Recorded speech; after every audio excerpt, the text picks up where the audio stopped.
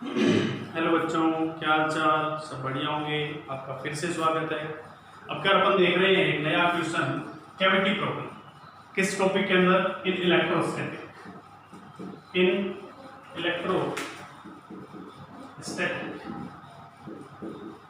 Electrostatic के अंदर अपन cavity problem देख रहे हैं, जो कि बहुत ही इंपॉर्टेंट है और आईआईटी एडवांस ने इस पे 2 बार क्वेश्चन पूछा है। ठीक है, उसी क्वेश्चन को लेके अपन सोल्व करेंगे। देखो क्या होता है कि ये हमारा एक सॉलिड स्फीयर है। ये हमारा क्या है? एक सॉलिड स्फीयर है। दूसरा पेन यूज कर लेता हूं। इसमें से मैंने एक कैविटी कट कर, ये हमारा एक सॉलिड स्फीयर था।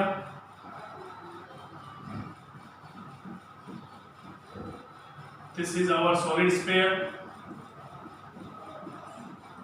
इसमें से मैंने एक कैविटी कट कर दी। इसका सेंटर को नाम दे रहा हूं मैं C1 और इसके सेंटर को नाम दे रहा हूं C2। यानी ये कैविटी जो कटी है वो भी एक सॉलिड स्फीयर ही होगा, और ये जो स्फीयर था एक सॉलिड स्फीयर था। ठीक है, समझ इसे। और इसकी चार्ज डेंसिटी रो था। चार्ज डेंसिटी इस मटेरियल का कितना था? रो था। कोई दिक्कत? यानी रो बराबर कितना था? चार्ज डेंसिटी का मतलब रो बराबर क्यू बाई क्यू। कैसे कह सकते हैं? वॉल्यूमेट्रिक चार्ज डेंसिटी रो बराबर क्यू अपॉन वी। कोई दिक्कत? समझ आई चीजें? रो बराबर क्यू अपॉन वी। समझ आई चीज? रो बराबर क्यू अपॉन वी। अब तुम देखो, हमें निकालना है कि ये जो कैविटी इसमें से काटी गई है, ये जो कैविटी इस सॉलिड स्फीयर में से जो काटी गई है, इस कैविटी के काटने के बाद इस कैविटी के अंदर जो इलेक्ट्रिक फील्ड है, किसी पॉइंट पे मान लेते P है, इस पॉइंट P पे इलेक्ट्रिक फील्ड बताना है। दोबारा सुने, ये जो सॉलिड स्फीयर है इसके अंदर से कैविटी काटी गई है। कोई भी रैंडम कैविटी काट दी, हमें पता नहीं कहां से काटी गई है, एक उठा दी उसने कहा है at point P find electric field. Point P पे आप इलेक्ट्रिक फील्ड फाइंड आउट करके बताएं। क्लियर बात है? वो अपन सोल्व करते हैं। तो देखो आओ मिलके करें। किस तरह करेंगे? तो मैं क्वेश्चन को तो मिटा दे रहा हूं और उसके बाद सॉल्यूशन को देखेंगे अपन। हमें पता चल चुका है ये सॉलिड स्फीयर है, ये सारी चीजें मिटा रहा हूं ताकि मैं सॉल्यूशन में आसानी हो।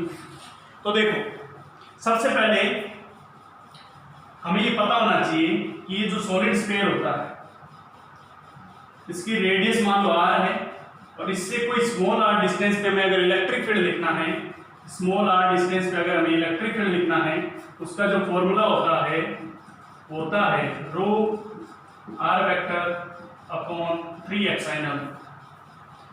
अगर ये सॉलिड स्फीयर है जिसका चार्ज डेंसिटी रो है या वॉल्यूमेट्रिक चार्ज डेंसिटी रो है, उसकी सेंटर से स्मॉल r डिस्टेंस पे जो इलेक्ट्रिक फील्ड होता है rho r upon 3 epsilon not होता है। ये फॉर्मूला आपने अच्छी तरह पढ़ा होगा। क्लियर बात है? और इसको इस तरह में लिखते हैं k q by r q into r vector. Electric field vector form में k q by r q into r vector. लेकिन हमें तो रो की फॉर्म में लिखना है, तो रो आर अपॉन 3 एप्सिलॉन। कोई दिक्कत? समझ इससे।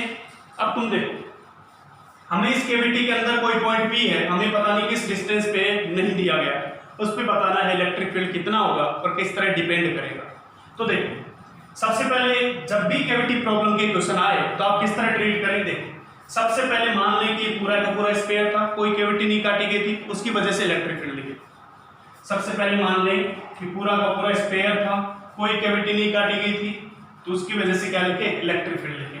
या इसका ऐसा फॉर्मूला बना लें, electric field total is equal to electric field cut plus electric field remaining. जो इलेक्ट्रिक फील्ड टोटल था वो एक तो रिमेनिंग पार्ट के बराबर और एक कट पार्ट के बराबर था। टोटल इलेक्ट्रिक फील्ड था वो एक तो कट पार्ट के बराबर प्लस ये जो रिमेनिंग पार्ट है इसके बराबर था। इसमें मैंने कुछ गलत लिखा क्या? नहीं। तो आप जब भी कोई कैविटी प्रॉब्लम हो, चाहे electrostatic, magnetic field, centre of mass, rotational motion, किसी भी चैप्टर में आए आप इस तरह ही सोल्व करेंगे। वहां पे मोमेंट ऑफ इनर्शिया पूछा जाता है तो moment I total equal to I cut plus I remaining, इस तरह ही सोल्व करेंगे। हमें किसका निकालना है? हमें रिमेनिंग निकालना है। तो ई रिमेनिंग कितना होगा? E remaining is equal to E total minus E cut. समझ ऐसे E total minus E cut. Clear बात है? ये सारी चीजें पता चली हमें। अब तुम देखो, सबसे पहले मैं क्या निकालूंगा, total electric field. Total electric field का मतलब क्या है? टोटल इलेक्ट्रिक फील्ड लिख रहा हूं मैं। टोटल इलेक्ट्रिक फील्ड का मतलब ये है कि जब ये कैविटी नहीं काटी गई थी तो पी पॉइंट पे इलेक्ट्रिक फील्ड कितना था।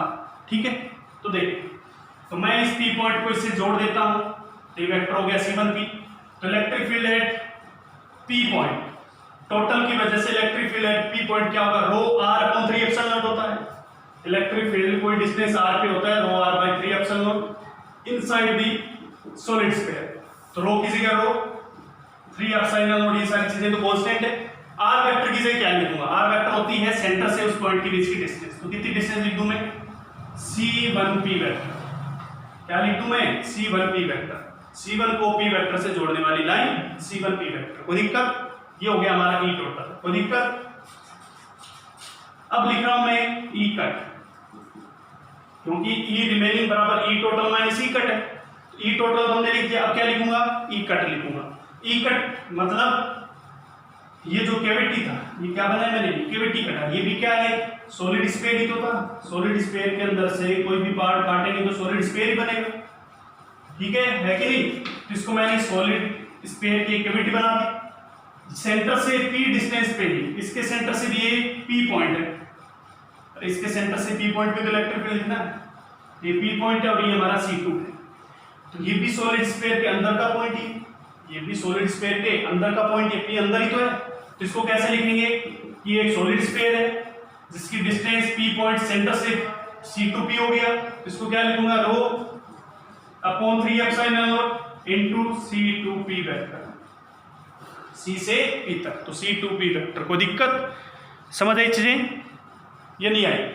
E टोटल लिखा मैंने, rho by 3 epsilon nought into R vector होता है। R वेक्टर क्या होता है, सेंटर को उस पॉइंट से जोड़ने वाली लाइन ज्वाइनिंग होती है। तो C1P हो गया। कोई दिक्कत? ठीक है, इस कैविटी को मैंने अलग बनाया ताकि डायग्राम में कुछ सही दिखे। तो ये भी एक सॉलिड कैविटी काटी गई, वो भी एक सॉलिड स्फीयर है। तो सेंटर को P से जोड़ने वाली लाइन के बीच की डिस्टेंस होगी C2P वेक्टर। तो मैंने लिख दिया rho into C2P vector by 3 epsilon.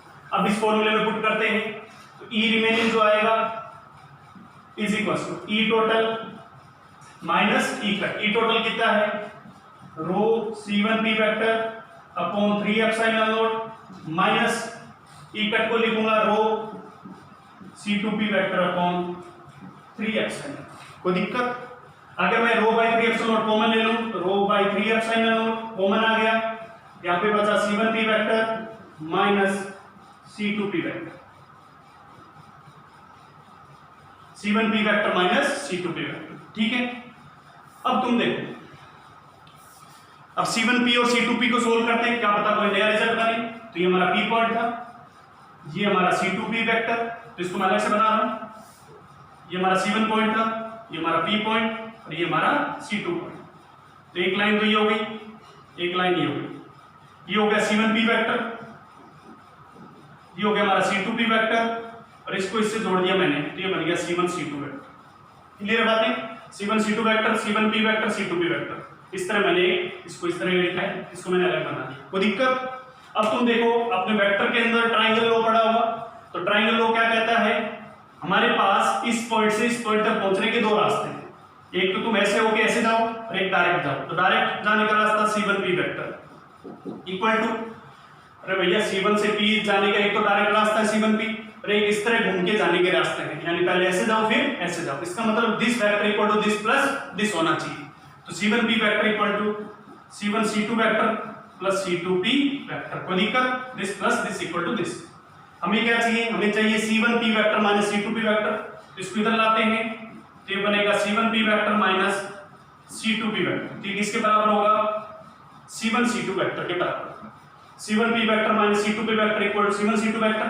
तो उठा के रख दूंगा मैं इसकी जगह, तो E रिमेनिंग हमारा आ जाएगा, इसकी जगह उठा के रखो, ये बनेगा rho by 3 epsilon nought C1P minus C2P की जगह कितना लिख दूंगा मैं, ये वाली equation C1 C2 vector, C1 C2 vector. तो ये हमारा फाइनल आंसर आ जाएगा। ये हमारा क्या होगा, फाइनल आंसर होगा। यही जे एडवांस ने पूछा था। अब जे एडवांस ने इससे आगे पूछा था, क्या पूछा था देखो, ई रिमेनिंग आ गया rho by 3 epsilon nought C1 C2 vector. Clear बात। उसने ये कहा था कि जो P पॉइंट है, ये P पॉइंट कोई कैविटी के अंदर लिया गया है, हमें पता नहीं कहां लिया गया, उसने इतना ही लिख के दिया था कि P पॉइंट कहीं कैविटी के अंदर है। तो आपको बताना है P पॉइंट पे इलेक्ट्रिक फील्ड जीरो है या नॉन जीरो है, और नॉन जीरो है तो वो कांस्टेंट है या वेरिएबल है। दोबारा सुने, उसने पूछा था कैविटी के अंदर किसी पॉइंट P पे इलेक्ट्रिक फील्ड जीरो है या नॉन जीरो है, पहला क्वेश्चन ये था। और अगर नॉन जीरो है तो कांस्टेंट है या वेरिएबल है, ये सारी चीजें बतानी। तो हमें पता चला कि ये पॉइंट P यहाँ हो चाहे यहाँ हो चाहे यहाँ हो, कोई फर्क नहीं पड़ता। क्यों? क्योंकि इसमें देखो रिजल्ट किस पे डिपेंड कर रहा है, C1 C2 पे। C1 C2 तो फिक्स है ना भैया, C1 भी फिक्स है C2 भी फिक्स है, P पॉइंट पे तो डिपेंड ही नहीं कर रहा, P पॉइंट कहीं हो। तो इसका मतलब ये हुआ ये डिपेंड कर रहा है दोनों सेंटर के बीच की डिस्टेंस पे। अब ये P पॉइंट यहाँ हो यहाँ हो यहाँ हो यहाँ हो, कोई फर्क ही नहीं पड़ता। इसका मतलब ये हुआ कि इलेक्ट्रिक फील्ड क्या है, कांस्टेंट है। कैसा है? कांस्टेंट और नॉन जीरो। तो हमारा आंसर क्या था? कांस्टेंट है और नॉन जीरो है। कोई दिक्कत? समझे इसने? समझे चीज? ये क्वेश्चन जे एडवांस ने 2 बार पूछा गया है, थोड़ा बहुत घुमा के अगली बार फिर पूछ लिया था 2-3 साल के बाद। ठीक है, तो ये क्वेश्चन आपको बढ़िया से समझ आया होगा।